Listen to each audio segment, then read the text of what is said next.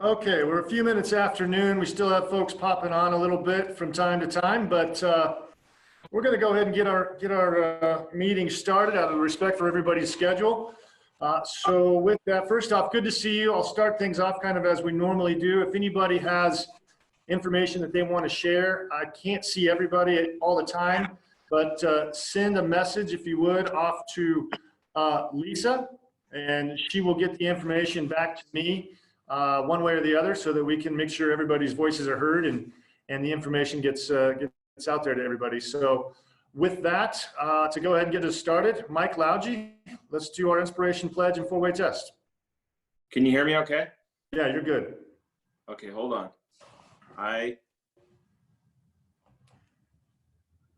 There we go. Does that work? Yes, sir. All right. Very strange looking. Anyway, well, hey, thanks. So today's inspiration comes to me from my favorite person in the world, and that's Theodore Roosevelt. He once said, if you could kick the person in the pants who's most responsible for all your problems, you wouldn't be able to sit for a month. So I'm an insurance guy. I help people deal with risks, risks that are catastrophic and risks that are inconvenient. And so when you get into a really bad car accident, it's pretty catastrophic. But it's also the same thing when you crack a windshield. It's just a little bit more inconvenient. And both circumstances require really the right type of attitude to get through it. And I see people treat both problems with the same deal of devastation. Today, we live in this world where we don't really have a present. We don't have a past. We can remember the past and we can look towards the future, but we really don't have a present. We're just all working towards getting somewhere. And so we hear a lot of talk about crisis and catastrophe. And we also have a lot of new inconveniences that we deal with. And what separates us from being able to handle either is really our attitude, what we can get, what we get out of it, what we put into it. And our attitude will be what will get us through all this. Probably more likely a positive attitude, obviously. But it's cliche to say anything is possible because people say that all the time, but we've really been given an opportunity to find out what is possible, what's possible about ourselves as well as our community. Roosevelt also said that complaining about a problem without a solution is just whining. When faced with a moment of decision, the best thing you can do is the right thing. The next best thing you can do is the wrong thing. But the worst thing you can do is nothing. So I would say, let's get out there, we'll solve our problems and do it with a great attitude. Thanks. With that, our pledge. I pledge allegiance to the flag of the United States of America and to the republic for which it stands, one nation, under God, indivisible, with liberty and justice for all. And the four-way test of the things we think, say, or do. Is it the truth? Is it fair to all concerned? Will it build goodwill and better friendships? Will it be beneficial to all concerned? Thanks. Awesome, Mike. Thanks for that. Appreciate it. And like the background, especially changing it on the fly. Pretty cool there. Oh, yeah. So one of my favorite parts of our meetings each week is seeing who joins us and from where. So we've got some special guests today. I do want to introduce. First off, I want to welcome, I don't know where he went, but Ryan Stepp as a visiting Rotarian is with Mike. So appreciate you being there, Ryan. Now I'm going to kind of go through, see who I can find here. Elise, you want to say hey to everybody?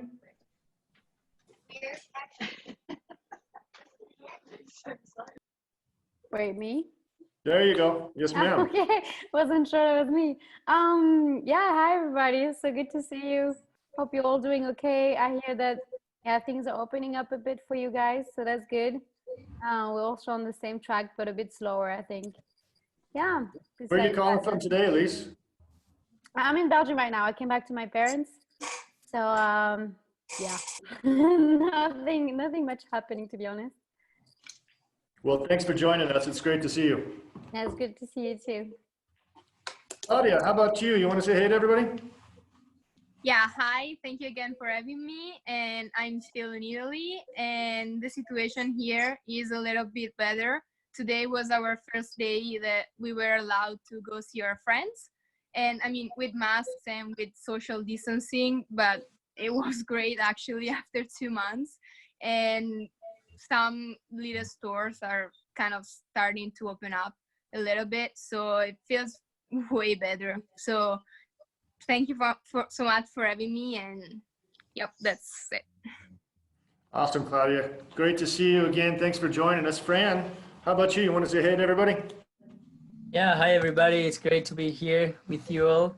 And yeah, things here have been kind of the same. We started meeting with my friends on Zoom on Saturdays nights, so that's been kind of fun to see everybody on the computer. And because we are going into winter, the quarantine seems that it's gonna be here till maybe August or September. So we're just getting used to it. And my grandparents bought a computer this weekend, so I went to their house, so I got to see them, kind of explain them how it worked. But yeah, not much going on, but I'm so glad to see everybody. I hope you're all doing well. Thanks, Fran. Great seeing you. Alicia Lake, a visiting Rotarian from St. Martin. You want to say hello to everybody? St. Martin breakfast, I Hi, think? everyone. I think it's the first time my camera is on. But hello, everyone. It's good to be here again, and I'm just here to enjoy another successful meeting as always. Alicia, thank you. It's really been a lot of fun having you join us in our meetings each week, so welcome. I think that is the kind of rounds up our guests that I can see. If I miss somebody, certainly please message Lisa and she'll get me lined out. Because we want to make sure that we get a chance to introduce everybody. And I do want to say, again, a big thank you to Jim Porter, who I believe is on the call. I want to say hey to Jim and thanks again for getting the information off to our exchange students. I know that's been a highlight for many of our members, including myself, of being able to see some of our past exchange students on these calls. So Jim, thanks again for doing that. I do want to jump into Family at Rotary. We have a handful of things to talk about. I think if you're on the video side, you can probably see Mike's step. He's kind of doing better and doing his thing, but I did want to turn it over to Mike real quick so he can give you an update on how he's doing. Well, as you can see, I'm at work and got family just dropped in visiting too. So we got lots of guests here, but I'm doing all right. Saw two of my doctors last week, one virtual so that I don't have to drive to Denver. The governor signed off on that about 2 months ago so that we can actually have virtual appointments with our doctors now in other states as well as in Wyoming. So that's a good thing for me to not have to drive 5 hours just to see a doctor for 30 minutes. So it's that's a good thing, and taking all my pills and doing what I'm supposed to sometimes, and coming to work every day and quitting when I'm tired instead of keeping going. So that seems to be the main rule. You're supposed to quit when you get tired, folks. Right. Well, Mike, it's good seeing you. Appreciate the update. I think everybody heard from me, or at least hopefully you saw an email that I sent out late last week about our fellow Rotarian, Al Scroggins. He was kind of doing some horse riding last week and had a bit of a horse riding accident that turned out to be fairly serious. Ended up in the hospital with, I think it was 8 broken ribs and a punctured lung, but is home now. And Lisa, you want to give us a little bit of an update on how Al's doing? You bet. Thanks so much. So with his punctured lung, he actually had a chest tube inserted. And so all this happened on Tuesday, and he had this chest tube put in. It came out Friday morning, and they discharged him on Friday. He is thrilled to be home. He has a really tough time laying down, and so his recliner is his new best friend. And he does great through the day. He can get up and walk around. He's pretty mobile to the point where it really impresses me that he can move as much as he does. But as that medication starts to wear off, oh, we got some feedback. Yeah, as that medication starts to wear off, he has pretty substantial pain, as you can imagine. But I just want to say thank you to all of my fellow Rotarians. What a great Rotary family we have. So Miami set up a meal train And a lot of people signed up to send some stuff to us. It's been incredibly helpful, because as I'm at home and kind of tending to Al and his needs and taking care of him, that's just one thing I did not have to worry about. So I could really put my energies in Al. So just a really, can I do this now, John, instead of waiting until the Rotarians of the Week? That way we have to go back and forth. Yep, But feel free. so the people who have provided meals for my family so far, Chastity kicked it off, and then Miami not only set up the meal train, but she provided a meal. Barry and Stacy got pretty creative and brought by breakfast one day. Ann and Jim Rubel, and then Lori Klatt is going to provide tonight a meal. And I know there are several meals that are lined up. I really didn't realize, I think it was until yesterday that Miami reached out to me and said I could actually look at that menu or look at the list and see when people were bringing stuff. But that's, it's incredible when you talk about service above self. It's very humbling when your fellow Rotarians provide for you. It's kind of an unusual position. It's not what I'm used to. I like to do things for people. It's hard sometimes to have people do things for you, but it's such a blessing to my family right now. So thank you so much. But he improves every day. So thanks. Thanks, Lisa. I appreciate that. And again, kudos to Miami for putting that together and all the folks that are participating with that, because I know that means a lot. I do have one other family of Rotary story that I want to bring up that I think a lot of folks in our club don't know about. Some do, but not everybody does. Our fellow Rotarian and past president of our club, Mike Ward, has kind of been undergoing some challenges recently. In March, he was diagnosed with liver and colon cancer. And so he's been struggling his way through that over the past few months, kind of quietly. But I did talk to Mike today a little bit. He's getting ready to start another round of chemotherapy. And I can tell just by talking to Mike that it's taken its toll on him. He's pretty tired, pretty worn out. He's spending a lot of time at his daughter's house because she's able to kind of help him out with that and help him out with some of his travels and whatnot. You know, Mike's like a lot of our Rotarians. Mike's a pretty tough guy and not one that seeks out for help or anything like that. But I could tell in talking with him that he's in a pretty challenging spot right now. So be sure to keep Mike in your thoughts. I know Dan Odell, I believe, reached out to Jim Allison, a good friend of Mike's, and I can tell you that Mike would really like to hear from any of you that would like. And if you don't have his phone number, either reach out to me or I'll just send it over to Lori so that everybody has it. He would appreciate hearing from our Rotarian friends and family. And then in addition, I think kind of like as we've gotten together with everybody and circled around those that need help, I think there's been kind of a request maybe for gift cards to some restaurants over on the east side of town or around town that he's able to or that we can get to his family members, not necessarily to Mike himself, but he just feels that would help with the burden of kind of helping taking care of him. So we'll work on getting that information out to everybody, but I did want to pass that on because I don't think a lot of people have heard about that or know about that.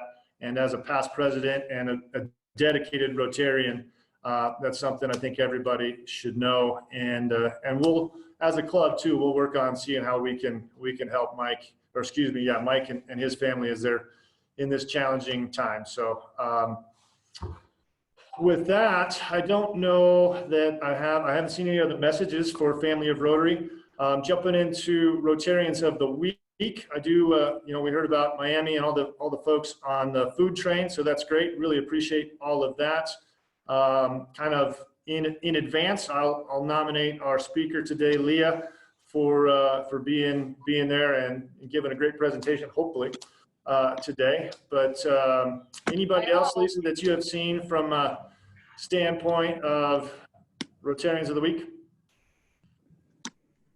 So no one else I've seen that's contacted me, but I think it's great to point out that Katie Caldwell-Burchett is a nominee for, what is it? Something really special. What is it, Leah? Help me. Jefferson Award. Jefferson Award. Jefferson Award, yes, thank you. And I think that nomination certainly deserves to be recognized as Rotarian of the Week. She does amazing things.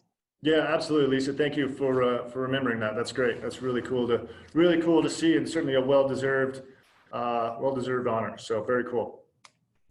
Okay, with that, and if we do have others that come your way, Lisa, let me know. But with that, I do want to continue our way through a meeting. I do have a couple announcements. I was hoping that Julie Aubrey from headquarters would be on the call to update us a little bit, but just kind of a reminder, we do have, there's going to be a digital, virtual Rotary International Convention coming up June 20th through the 26th.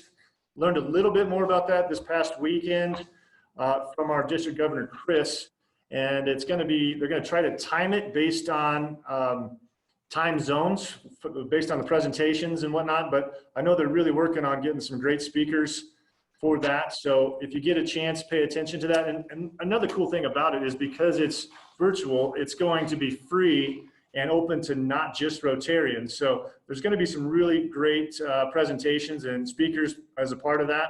So pay attention when that comes out, and you'll be able to highlight and maybe get a good chance to see some really impressive speakers that we may not otherwise have the ability to. And then I also wanted to highlight that on June 13th, so just around the corner, our district is going to have a virtual conference as well. That's going to be from 9 a.m. till 11 in the morning on Saturday the 13th. We're going to have RI Director Jarita Solari join us, as well as Director George McGraw. And he's also, or excuse me, he's the Executive Director of the Dig Deep project. Many of you may remember that. That's a project that our club committed some money to, as did members of our club, and talk about how that's going and how the impact of everything has on the Navajo Nation. There's going to be some district awards, as well as our annual rose ceremony that we do for Rotarians that we've lost throughout the past year. So not too bad, just a couple hours long, but it should be a great district conference, trying to make the best of it as we can in these interesting times. So hopefully everybody gets a chance to join in on that. And if nobody has questions or further announcements, Lisa, I'm going to turn it over to you to get our program started. Fantastic. And before I introduce today's speaker, I just want to mention, so my staff has started back at the library today, and I'm going to have to jump off of this meeting just a little early because I'll be meeting with my staff at 1 o'clock. So I won't be on here to wrap it up. But so it's really always fun whenever we have a meeting and we're going to introduce one of our very own members. It's great to be able to hear from our own members that are doing great things in the community and doing things in the club. And so today I get to do just that. So she serves on the board of Advanced Casper, Wyoming Food for Thought Project, and the Casper Mural Project, probably just to be the tip of the iceberg. She is also a partner at Loom Studios, which is a marketing and communications consultancy. And it is in that role that she joins us today. She's going to provide a little insight on the power of social media. And we've asked her to showcase what it is that she and Loom Studios is doing for our club. So please help me welcome the amazing, the one and only Leah Reeb Varela. Oh, thanks, Lisa. Okay, I'm going to share my screen here. I have a presentation. Can you see the PowerPoint there? Got it? Perfect. Okay. I'm going to click through this because I like to leave time for lots of questions. As Lisa mentioned, I am with Loom Studio. We're a marketing agency based here in Casper. We have a staff member in Cheyenne who recently joined us, but we're a team of 6 now. Myself and my business partner, Kirsten Ellis. You might recognize the last name Ellis. That is Pinky's granddaughter by marriage, one of our Rotarians. Jessica Stanbury, Jess Sodden, Nicole Crabb, and Chris Botkins. He's our lone male ranger on our team, bless him. He is in Cheyenne. Oh, he works remote from there, but the rest of us are here in Casper. So we've been operating a handful of years now and growing, which has been great.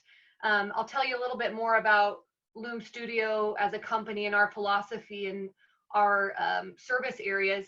And then we'll talk a little bit more about the whole idea of social media, and especially now, given all of the changes in the digital world that we experience with COVID, I think it's even more relevant to talk about and what that looks like in our roles today as business leaders and owners and organizations and representatives. So why we're here. Again, we're going to tell you what a strategic marketing and communications consultancy looks like. We're going to talk about why we think it's important that you utilize social media in whatever capacity that may be. And we'll walk through and talk about some of those top platforms. We're going to share a bit of insight on social media best practices and tips to maximize engagement. We'll chat about what that means. And then we're going to show you quickly just a little bit about what Rotary or what Loom is doing for Rotary. So our team, this is kind of our tagline. We illuminate brighter, bolder brands. So we help businesses really showcase what they do, who they are, their goals. I'm getting a little feedback.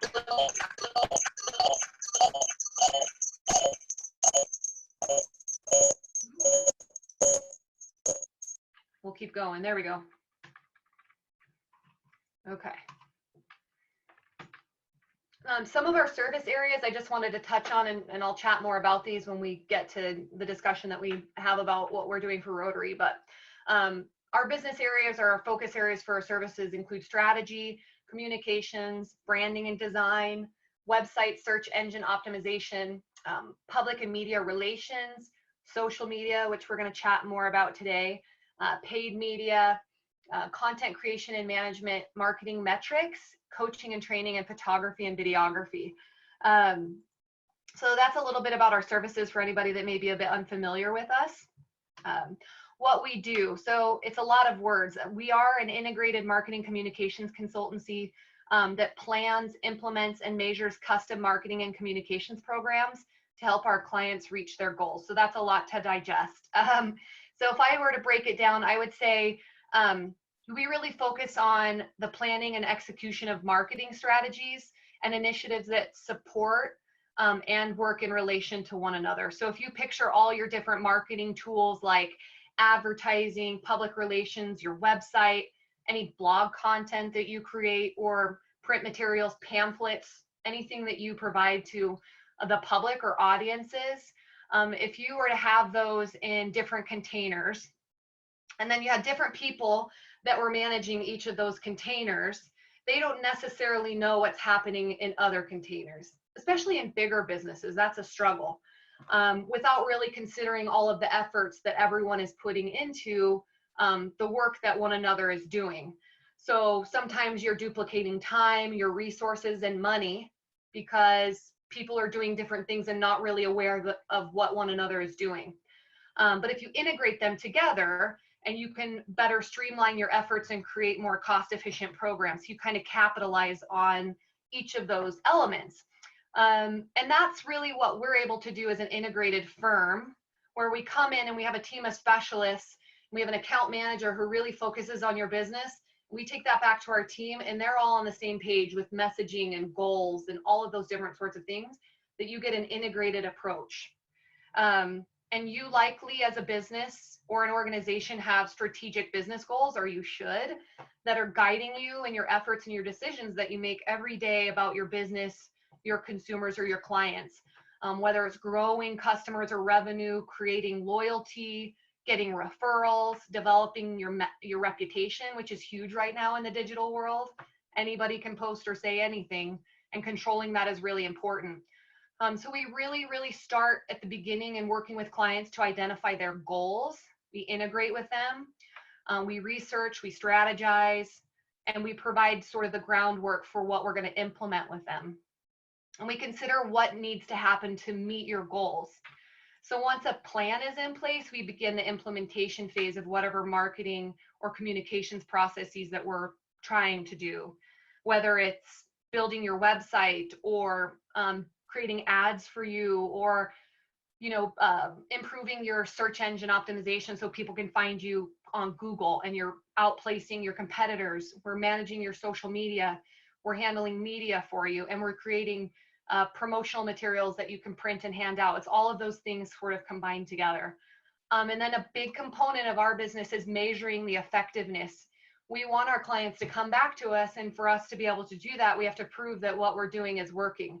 And so we use ourselves a proprietary dashboard that we create, and we track everything that we do for a client. So if we're handling your social, we're looking at the data and metrics that come along with social media or website. If we're handling press releases, we're tracking how many stories get picked up based off of a press release that we push out. We're looking at how many people are on your website. If we have any control over your website, how is it working that we're pushing people to your website? How many views are you getting? Where are they coming from? It allows us to analyze what we're doing to make sure we're doing the right things, but it also allows us to say, that's working, let's push the gas, or that's not working, it's a waste of time and energy and money, and let's redirect. So that's sort of the bigger picture of what we consider an integrated marketing firm. So what is marketing and what is communications? Marketing is the action or business of promoting and selling products or service. That's the actual marketing component, right?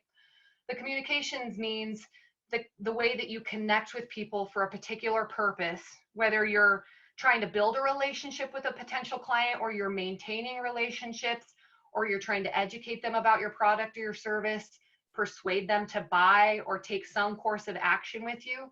That's the communications component, and they work hand in hand. You got to have both to really make it work, right?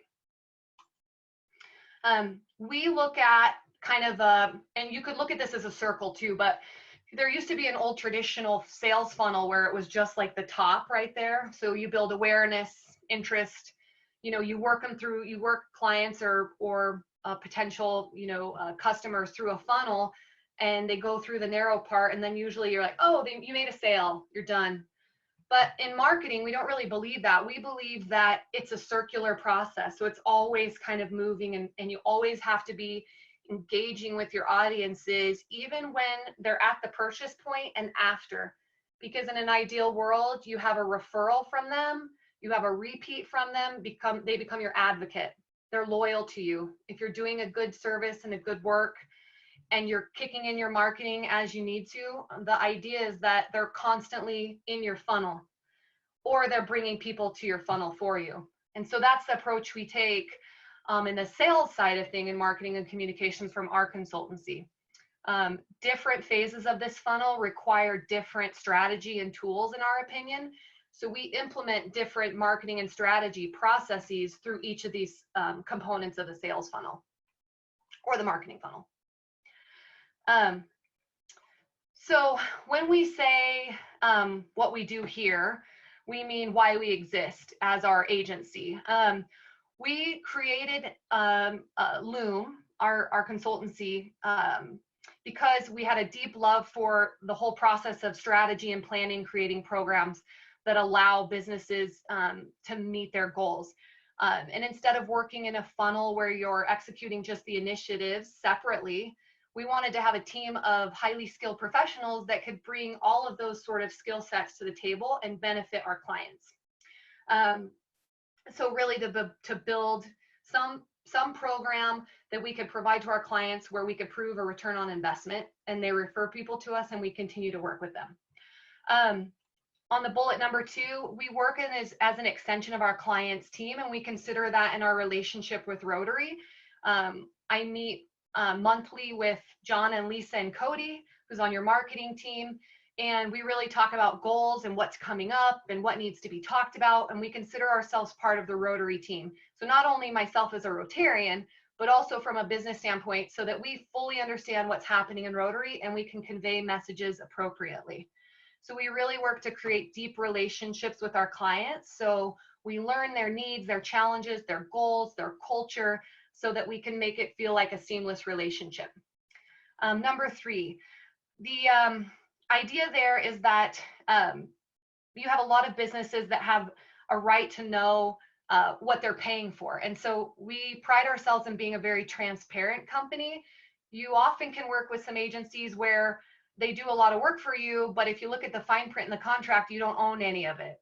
So the second that you cut a relationship, that product goes away with them, and we don't believe in that. We really want to be and remain a transparent company where you always know a breakdown of what we're doing, what's going where, what money's being spent on, and that you own everything that we produce. So one of the main compliments I think that we get for our clients is that they always know what they're getting. And if they don't, we'll make sure we tell them if they feel like they're in the dark there. Number 4, and I think this is probably a big component of why Kirsten and I started this business.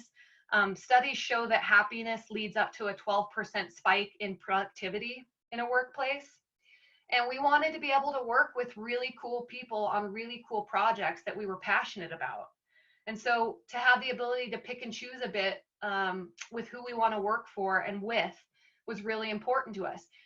You know, you spend a good majority of your time in your life with the people that you're working with, and it's just great to be able to work with people that you enjoy and on projects that you enjoy. So we wanted to have a little bit more control over that, and we've been really fortunate. We do this by being a 100% remote agency. We all work from home offices, and we utilize co-working space prior to COVID-19, and coffee shops when we need to have meetings. So we've been using Zoom and working from home since we started. So when COVID happened, this wasn't a massive shift for us. And we were lucky because we were kind of in a position where we were prepared for what was coming from that regard. We offer a really flexible schedule because we believe if people get to spend time with their friends and family, we all have little kids on our team. If we get to spend that time, we come to work happy and we feel good about it. So if someone's got a preschool, you know, play or something, we support them in taking that time off to go do that. People are just, they have expectations within our company, and if they meet those expectations, then we're super flexible and happy to sort of support them in whatever needs. So we have a really nice retirement package. We have flexible vacation time, and we pay for people to go to the gym because my husband's a trainer. So that's just part of our enjoyment, is that we want to stay healthy too. So we often work out together and drive each other crazy. So how we work with our clients, we offer training. So if a client comes in and says, I really need to know how to do this, but I need to do it myself, we can offer trainings. We'll often create them for in-person or online. We're working on a series of webinars now. We work on project-specific programs. So we'll have a client come in and say, I need this, and it's a one-time project. We'll create that for them. Strategy, oftentimes clients have a marketing team in place, but they just need some additional strategy. And so we'll come in and we'll do strategy sessions with our clients. We also offer strategy and coaching. So that's more along the lines of we'll do strategy with a client, and then throughout a certain amount of time, we'll coach them as they implement their program themselves. Just to make sure that they know what they're doing, they feel comfortable. So when we jump ship, they're in a good spot to feel like they can take it over themselves. And then lastly, like I said, how we work with Rotary is full integration. So we're on an extended period of time where we're working together and we're just part of your team. I would say that 90% of our clients right now are full integration. It's a few one-off clients that are project specific. Here are some of our clients. Probably recognize a few of them. This is just a small slice of who we're working with right now. They're really across the board. We have strong experience in a lot of areas within our company, but we do have private government entities. Several of the folks on this list right here are some of our Rotarians, which is why we added them on here. So we have a wide kind of range of clients that we worked with from a wide variety of different, full integration projects, that sort of thing. So what we do most often, what do we get asked for most often? Definitely strategy, branding, design. So that's like creating a brand for a business, logo development, the way that your business looks and feels, any sort of graphic design, inbound marketing. So that's integrated owned media. That would be media relations, content marketing. So creating blog content, community engagement, and then building loyalty around a brand. Public relations, we definitely get asked for public and media relations, especially for some of our government clients. That's a beast in itself. And then content creation and management. So that's creating those blog posts or any other sort of content that helps your website out. And then measurement. I think people are realizing that knowing what you're putting in your money and time into and what you're getting in return is really important. So of these, I'm going to spend a little bit of time focusing on social media and try to convince you that if you're not using it, you probably should be. You're behind the curve, right? So why social media? There were in 2019 approximately 3.1 billion people using social media. I mean, that's an incredible number when you think about it. It's powerful. So this results in the average American spending 2 hours per day or 14 hours per week on social media. I will say these numbers happened before COVID, and I can guarantee you that they have triple, quadruple fold increased based on people being at home and really being forced into using more digital sort of interactions.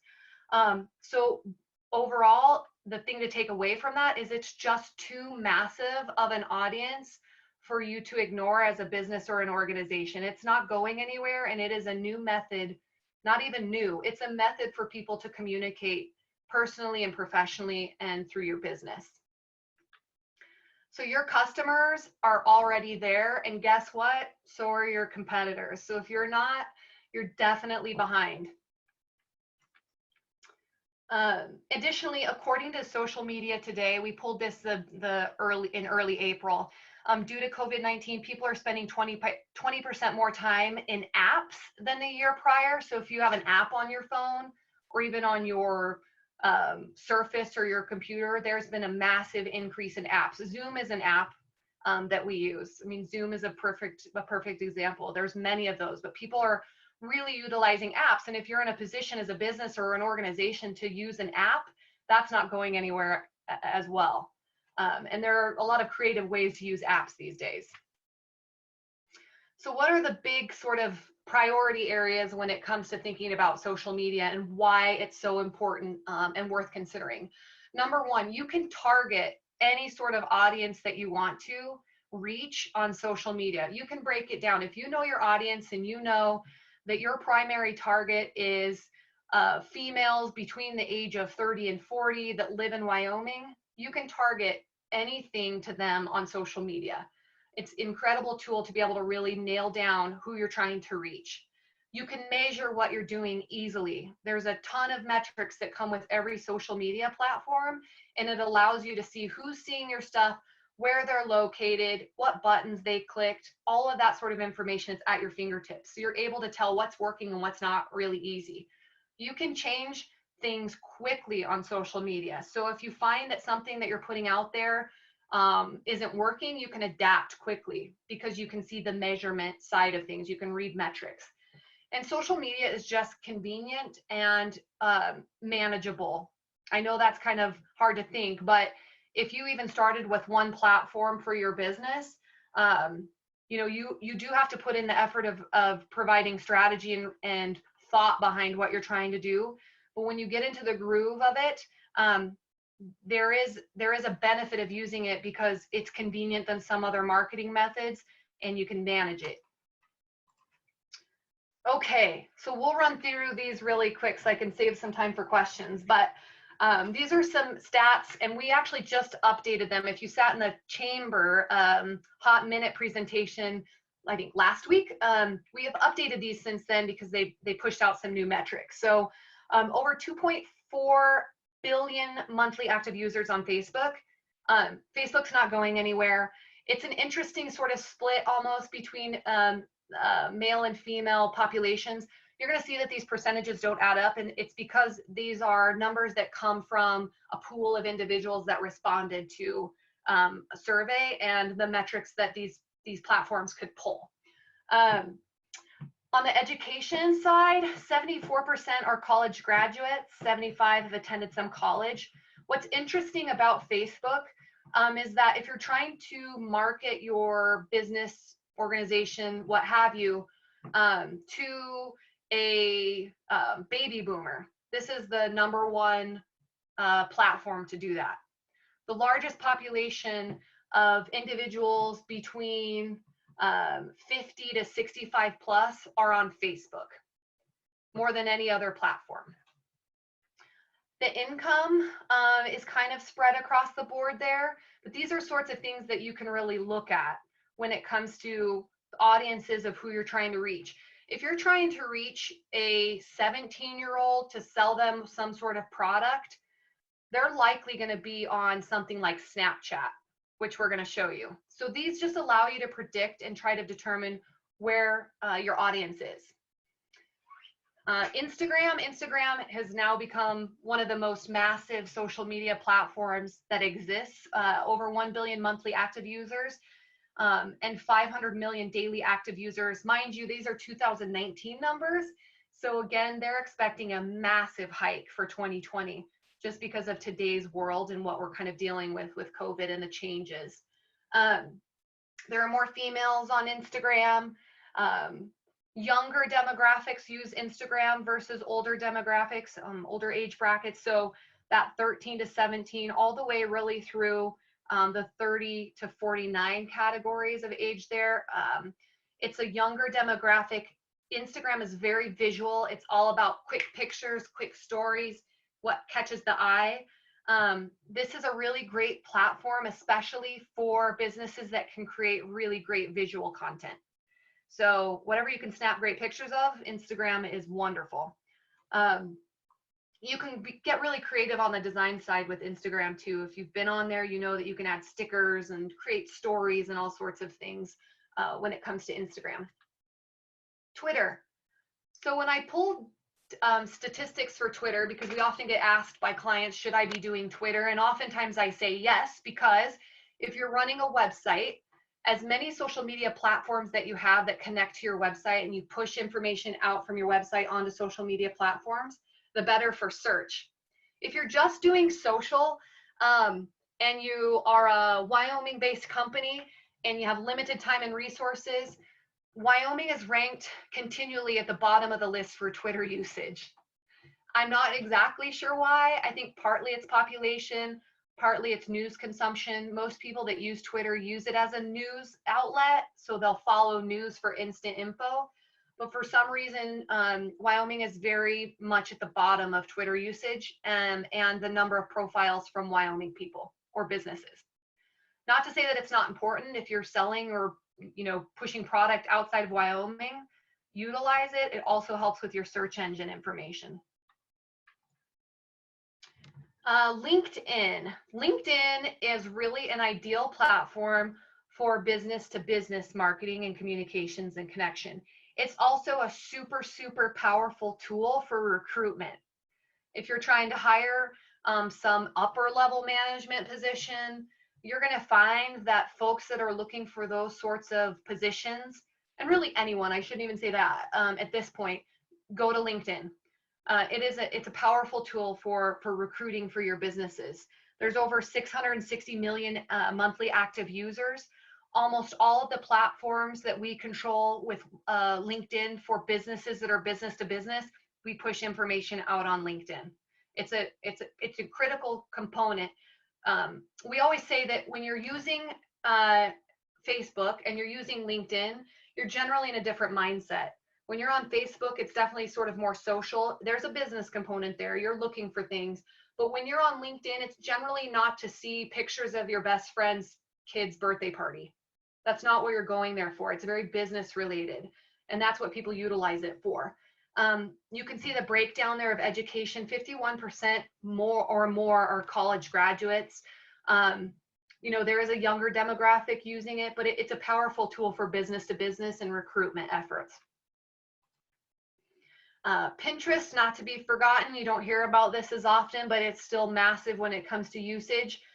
Big surprise, more females on Pinterest than males. We kind of giggled about that when we saw that. But an interesting spread when it comes to education and age and income. It's still a platform that can be utilized. You see a lot of businesses use it, or organizations, to help generate ideas. We use it to showcase our design work. So people can go to boards and see what kind of logos we've done, They can use it to inspire themselves on what they want their branding to look like. And they can also contact us if they want us to create something for them. So there is a place for that. It's visual, it's useful content. So interesting demographics there as well. Snapchat, I'm sure a ton of us have this. Definitely a younger demographic. It's a platform that allows the user to send really quick photos with filters and frames, and technically they disappear right away after they're seen, except there's ways to screenshot to save that. But it's huge, especially with the younger demographic, right? 360 million active daily users. A good spread in terms of the male-female component based on the metrics that they were able to pull. But again, 13 to 17-year-olds, 18 to 24-year-olds, that's sort of the biggest breakdown when it comes to age. But I will say, as a business, you do have an opportunity to create frames and ways to market things on Snapchat. We did it for David Street Station. We were able to put a little sort of frame around the face, and kids were able to come up and do a Snapchat of themselves and put a David Street Station frame on their face. So there's ways to utilize it to get your messages out in the right time and place. And then last one, YouTube. Everyone uses YouTube, it looks like. Men tend to use it a little bit more than females. People are starting to utilize it as a TV source. We utilize it for Rotary. So we load all of these video sessions up onto YouTube and then funnel them through your website and share them out on social. It's just another platform to improve your views, engagement and connection, and support your website and search. So we utilize it for Rotary. You can create specific channels for your businesses to house your videos and then share them out. I would say the next thing that I've not mentioned here that I think is worth chatting about, and in a few months I think we'll have some stronger metrics, but is TikTok. That is kind of the new kind of big thing that you're seeing out there. It's another sort of social platform that's video driven, that's super creative. So it'll be interesting to see sort of what TikTok looks like here soon. So quick little look at best practices when it comes to maximizing your social media effectiveness if you are doing social media. Understanding that social media is a lot of things. It's a direct two-way communication. You're able to communicate with people. It can serve as public relations. You're pushing messages out to the public. People utilize it for customer service. If they have a concern or an issue with your service or product, you bet you they'll be reaching out to you on social media. It allows you to collaborate. Rotary is collaborating with Platte River Trails, and there'll be some efforts there for Duck Derby through social media to be able to collaborate with your partnerships. That will be used, social media will be used in that way. It allows you to network, to meet people. There are groups on Facebook where you're able to chat with other like-minded people or professionals that you want to connect with. It allows you to build loyalty. People search, I don't remember the specific stat, but the number associated with the number of people that use social media as a way to research a product before purchasing is astounding. Most of them go to social media before they're going to go anywhere else. And if you have a good placement and you seem active and you have good reviews and you have good things and current information up, it creates an action of buying or securing a product or service. In thought leadership, it allows you to become a thought leader. And by that, I mean that it allows you to become the primary resource and the professional insight on whatever you're providing. So you control the message. And then customer acquisition. It allows you, social media as a whole allows you to acquire customers. And one thing I guess I haven't mentioned that I think is important, and we tell all of our clients, our belief is that your website should be your primary source of information. It should house all of the important things about what you're doing and who you are. And your social media platforms should support your website. You control your website. You usually have to buy a domain. You have to buy everything, license it to your business. Social media, you don't own it, right? It could be pulled out from underneath you at any minute. They could charge you at any minute. Who's to say someday, I don't think it'll happen, but who's to say that Facebook doesn't say, oh, now you're paying me $25 a month for a membership. That would change the outlook a lot when it comes to businesses and individuals. On a website, you just have more control over what messages you're putting out and what people are seeing, and social media should be used to support that. We believe that hope is not a strategy, that you really have to plan your route when it comes to utilizing your social media. There should be a direct link between investing your time and your resources into the platforms and how they correlate with your primary goals. So understanding your audience and where they're at, just based on the slides above, like if you really think about that, where are the people that you're trying to target? Are they in those specific demographics? And if so, that's where you should be pushing your energy. You have to identify really strong goals and set up your messaging themes so that what you're pushing out there is going to resonate with the audiences that you're trying to reach. And setting up processes, you know, you can put messages out there, you can do a post on Facebook, but if you're not following up and watching and actively listening to people who are trying to interact with you, it's not going to do you any good. People get overwhelmed by what and how they should be pushing information out. And we always create content calendars internally for our team, and some clients like to see them themselves. So they know 2 months in advance what is coming out. Obviously, things come up, things change. They have significantly in the last 3 months for us. And so it ebbs and flows in terms of what content you should be pushing out. But if you can plan ahead, it's less overwhelming of what you want to share out on posts. People are visual. They look at things for just a few seconds before deciding to look more or click off. And so when you post things, it's better to post photos and videos than it is just words, because it will resonate with people. They're more likely to engage and stick around and see what else you're providing there. And then, as I said a few minutes ago, interacting is really important.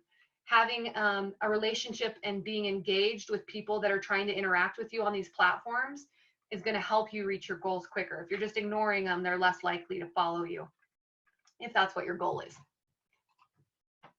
I'll quickly run through this. Some people say, well, how do I create all this great stuff? Like, what can I use to make things look professional and good? There are a ton of really great apps out there that are free and resources to pull great pictures. Here are a few just to name, a few to name. You know, social media has become really creative. You can do 3D photos now. You can create stories, so videos that click on and off. There are a ton of things. You can create calls to action within certain areas of social media if you want to send people to your website, or if you want them to click a buy now button. All of those things that exist, and making those look appealing is really important if you're trying to engage and get someone to take an action. You know, for Rotary, it's how do we get our messages out there to have people want to join and be a part of Rotary so they can see what we're doing? How are we going to get those individuals to come and support the bouldering park? How are we going to get them to buy a duck derby ticket? What are those sorts of things that need to be in place for us to reach those people? And those are sorts of things we have to think about when we're trying to work through calls to action that we're trying to get from certain audiences. You know, advertising on social media is one of the most inexpensive options out there. You could spend $20 and get a really, really big, massive ad for a very targeted audience. And so that's one great thing about social media, is you can really leverage your advertising components through these sort of inexpensive ads. If you post something and it's getting a ton of views and people are interacting with it, it's pretty impressive if you throw $10 behind it, how much that grows. And so we always, in the first few months with a client, really analyze what's resonating with people, what do we need to change up, and then what are the goals of the organization or the business that we're working with.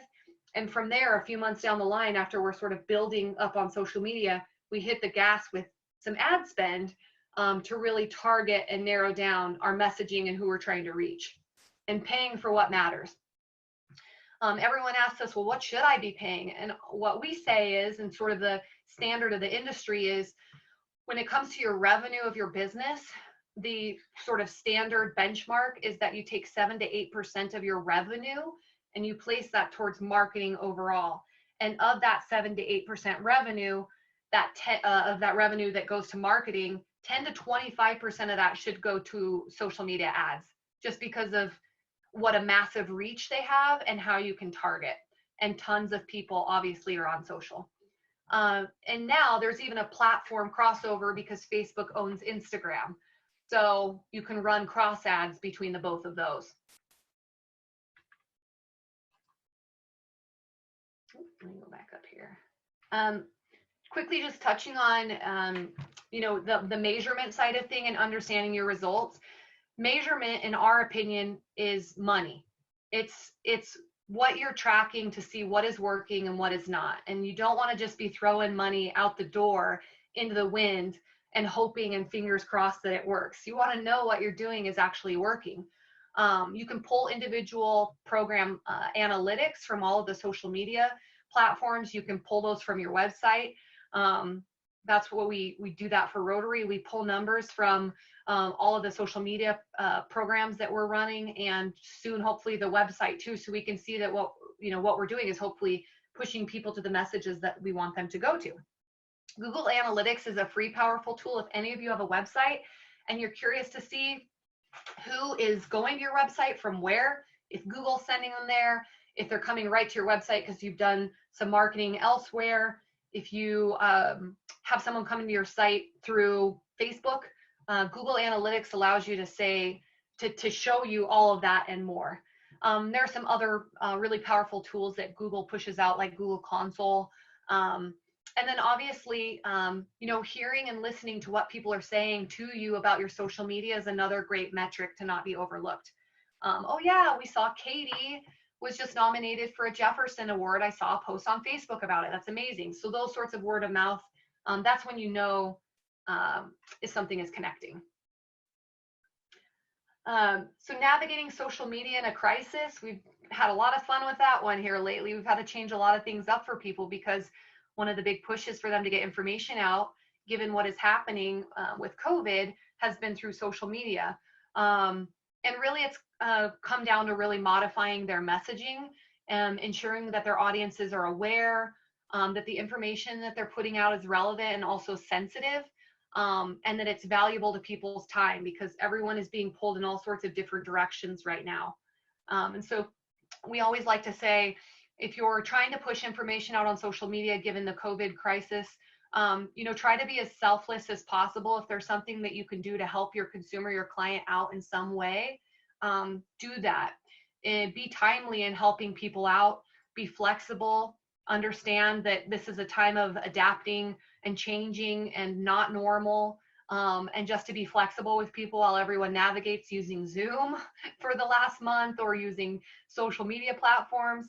And then, be transparent with what your business is doing right now to address any sort of issues or constraints or challenges that we're having because of COVID, and just be transparent and open with people in terms of what you're trying to do.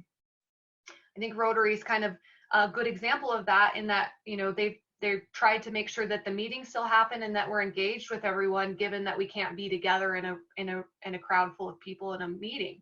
So what are other things that you can do? We're putting videos up, we're sharing them out on social to try to tap into that. Okay, so for Rotary, our goal was to really focus on increasing awareness and interest and support of our club, and all of the great events that we do and the efforts that we have to enhance communications with a variety of audiences that we have and the stakeholders. So that's our club members, potential club members, our community partners, the district level, Rotary International, all of the people that we want to communicate with. How do we increase awareness and engagement about all of the great things that our club does, and invite people to join and participate, whatever level that may be? So that was sort of our overarching goal from Loom when it came to what we were trying to accomplish. Oops. And so how are we doing that? Initially, before COVID happened, our process was to create a blog or news content piece that would be shared out on the Rotary website once a month. And that was going to focus on all different things about Rotary, all the way from the district conference to duck derby to the golf tournament to the strategic planning sessions, all of those sorts of details and important things that are happening in Rotary, those would be showcased through monthly content. With the shift in COVID and everything going digital, we shifted our focus to support Rotary. And so what we do is John or Lisa records these lovely videos and we edit them slightly to make sure that people can access them okay. And after they're edited, they go up on YouTube, and then they go up on a link gets placed on the website, and then we share that out on social media. So that way people can watch the video if they weren't able to participate by going to one of the social media channels and letting it link over to the website, or they can access the link in the website. It allows people to see what these meetings look like, and to feel that they can be a part of this group or organization. And it also is a tool for us to be able to grow your reach and your engagement by getting people aware of what Rotary does. So Google's a really tricky beast, and you have to do all these really crazy things to make sure that you stay relevant when someone goes to search something that would be related to Rotary. So if someone goes into Google and they say, I'm really looking for some sort of organization to be a part of, to maybe network with in Casper, Wyoming, all of these sorts of things play a part in that to make sure that Rotary rises to the top. Rotary Club of Casper rises to the top when someone is trying to find something associated with what Rotary does. And having all the social media components and regular content up on your website places you in a better position for people to find important, relevant information at their fingertips when they're searching. So all of the social platforms help Google algorithms. They help Google rank Rotary as the professional in their realm. So if someone is looking for something when it comes to service-based organizations, volunteerism, community events, those sorts of things that we know Rotary is, by doing all the tools and things that we're doing, it pushes that information at the top of the list when people are trying to find you. And that's really important. If you don't do anything, if you don't update anything, you don't update social, you never touch your website, you sink to the bottom and people have a really hard time finding you, or they don't even know that you exist. And that's what you try to avoid.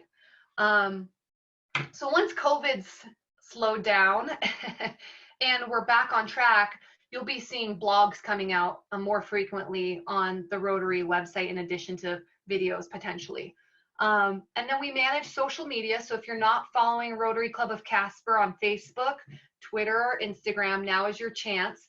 I'll actually email John and Lori the handles of what the addresses are for all those platforms. And please do go on and look at those and like and follow and share. That's really important for you to see information, but also when you like and share and follow, people like you or who your friends or associated with will see that information as well. So it's pretty powerful. And then we provide monthly analytics to the Rotary Board on what the metrics look like when it comes to social media, and we'll be providing the website too. Right now we don't control the website. Another agency does, but we're working on getting analytics from them so that we can see how the efforts are working. So what does it look like in the last couple of months? We've been working to sort of clean up Facebook and make sure that all of the sort of settings are in place as they should be to maximize Rotary's potential when it comes to Facebook. Since we started, which was the end of February, we've grown likes on Facebook by 29%, and I'll talk about that in a second. The average reach by 530% and engagement by 661%. Reach is the number of people who are served by any activity from your page. So if it lands in front of your face when you're on Facebook, that's considered a reach. Engagement is when someone actually engages with a post. So say you saw that post about Katie getting the Jefferson Award nomination and you went in and liked it, that's an engagement. You engaged with the post.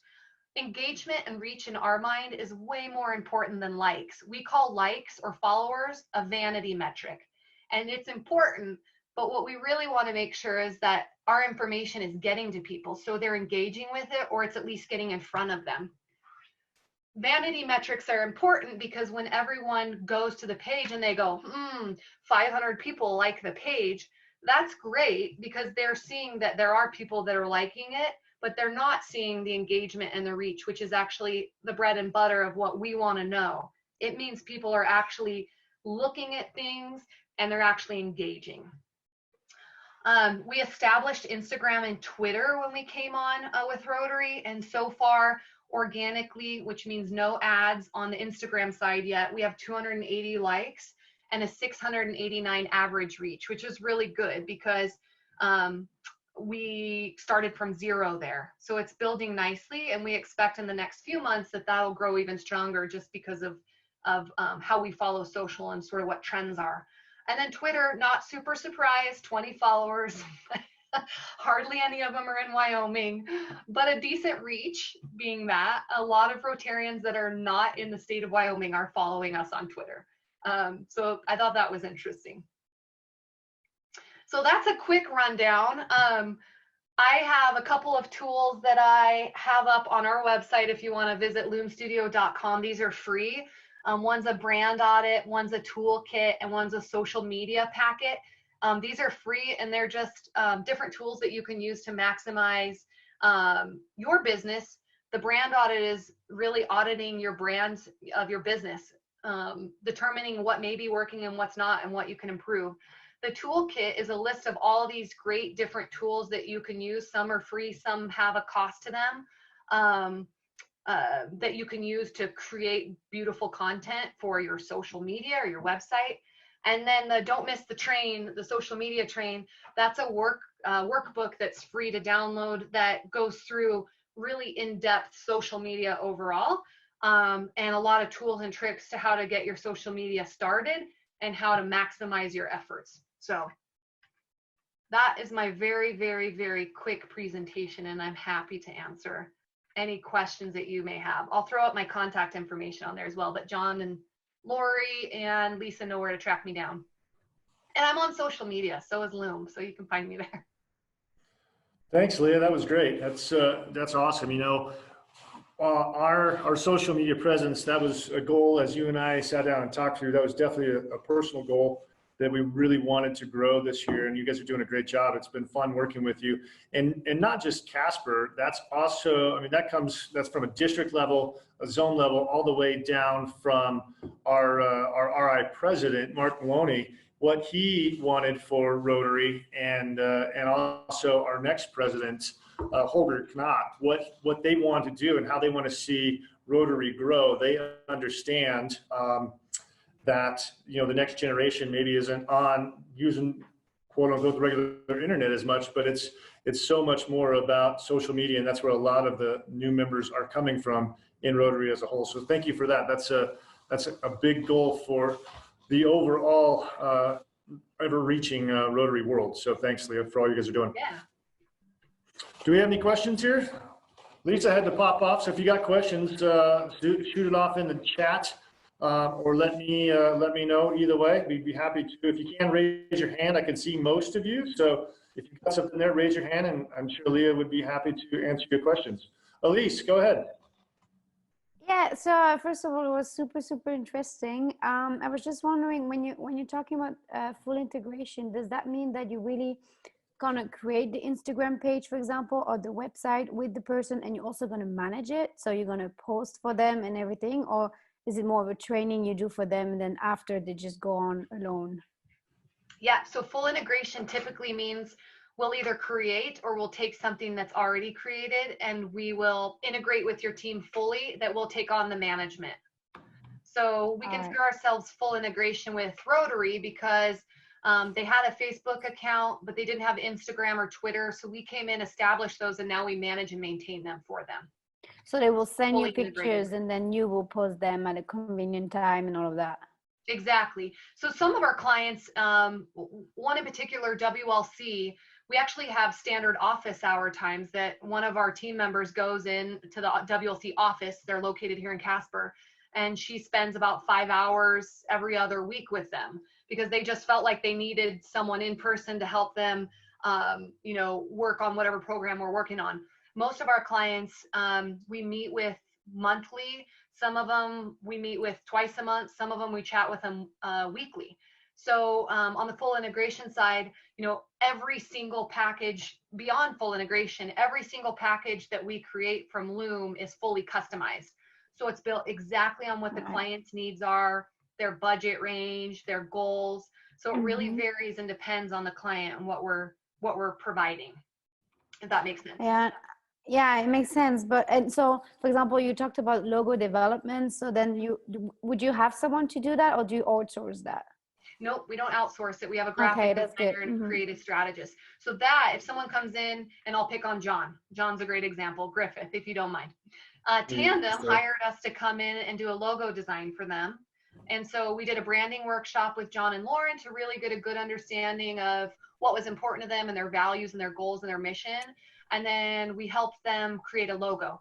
And then we helped them create a landing page. And that is considered a project because it was a one-time service that we came in, and then they took everything and implemented what they needed to implement. Okay, cool. Well, I do have another question, but I don't know if I'm taking everybody's time right now. You're good, Elise. Go ahead. Okay, because I was just wondering if you have any knowledge for like marketing an audience that's outside of the United States. So if you had to market, I don't know, like maybe a company that's in Wyoming but that wants to target a European audience in Chicken Belgium like me, for example, do you have any knowledge for that, or do you have the tools to look at that? We do. I'll back up a little bit, and I joke about this, but prior to when I had, this kind of builds the story, prior to when I started Loom, I lived in Costa Rica for quite a few years. I joke that it was my pre-midlife crisis because I had a really great job working for the government, and I sold all my stuff. I moved in with my parents, so I'm sure they were so proud at the moment. And then I fit everything I had in 2 backpacks, and I moved to Central America after grad school. And when I lived there, I ended up working for an international travel consultancy. And in Central America, 90% of the clientele was US or UK based.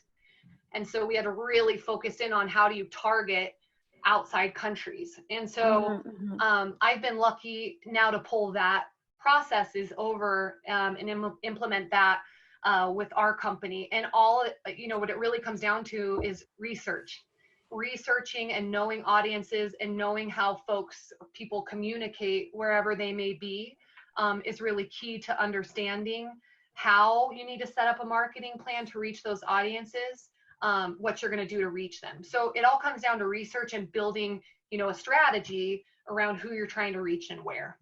But you know, the nice thing about the digital world is it's worldwide, right? So everyone uses Facebook.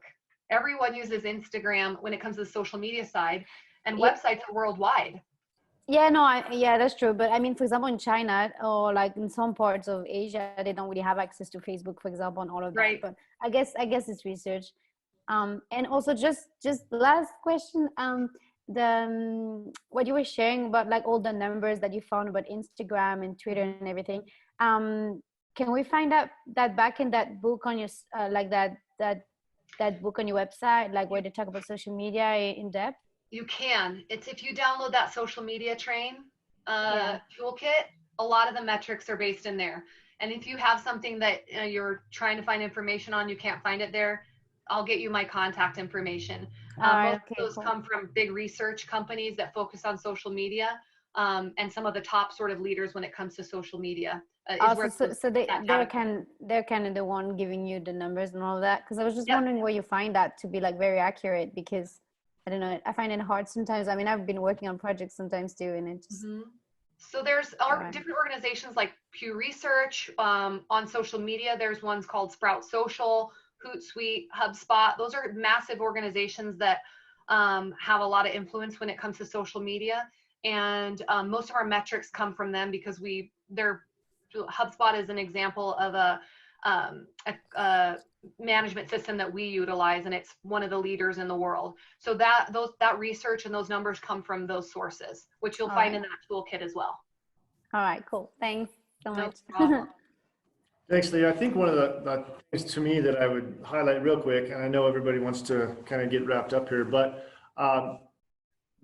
when you show the metrics of how our page our social media presence has increased, and I know it'll continue to do so, our board found it to be very important to reach as many people as we could. And that is why our board hired you and Loom, is that we knew that if we continued to limp along on a volunteer basis, it's never somebody's highest priority to do this volunteer stuff. And so it was an important enough investment for our club, our board felt, to invest in you guys and what you're doing. And we're seeing it pay off already. So we appreciate that. It's just a big difference between trying to do it yourself and then having somebody that does it professionally do it well for you. So I appreciate that. It's been a Yeah, fun one thank to work you. on. We believe in Rotary. We have multiple Rotarians on our team. So it's a mission that we stand beside. And the whole purpose that we went into business is to be able to work with people and organizations that we believe in and are passionate about. So we've been lucky. So we appreciate it. yeah, thank you. Does anybody else have questions that they would like to ask of Leah? If not, if you do have follow-up questions, certainly let us know. Leah, we'll get your information out to everybody so that if they have questions, they can reach out and go from there. And Elise and Claudia and Fran will also make sure you guys have that. If you guys have questions that you want to ask Leah separately, that'd be cool. We'll definitely make sure we do that. I do want to say a big special thank you to our guests, our visiting Rotarians, Alicia and Ryan. Thanks for joining us, Fran, Claudia, and Elise. It was great seeing you guys again. Thanks so much for joining in and hanging in there each week with us. It's great to see you guys. I can tell you, we don't have it figured out yet, but as we move forward out of this and we get back to having our in-person meetings, we're going to figure out a way that we can have you guys continue to join in on some of those if you'd like, and definitely try to keep you guys more engaged than we have in the past. So Well, that's something you know, I want you that'd be guys to great. know. Yeah, but if you want to invest on a airplane ticket, then I will just Yeah, I invest as agree. well. I That's also agree. fine. I do that. But I'll, yeah, idea. that would be great. So thank you. Yeah, I'll take that up to the board. We'll see about that. But great seeing you guys, and thanks for joining us. So everybody knows we do not have a meeting next week because it is Memorial Day weekend, so it's a holiday. So we're not going to have a meeting next week. The week after that, I believe, is June 1st. That will be our next meeting here. We're still assuming that's going to be electronic, but we'll see how things progress. If so, that is either way, that's going to be our business meeting that we handle. We've got some board members leaving and new ones that we need to elect and go through some of that stuff. And then also have another presentation along with that. So with that, again, thanks everybody for joining in this week. Leah, thank you. Please pass on our thanks to the rest of your team. We always enjoy working with you guys, and thanks for the time today. So with that, everybody, enjoy the rest of your week, and we'll see you soon. Thank you. Bye. Thank you.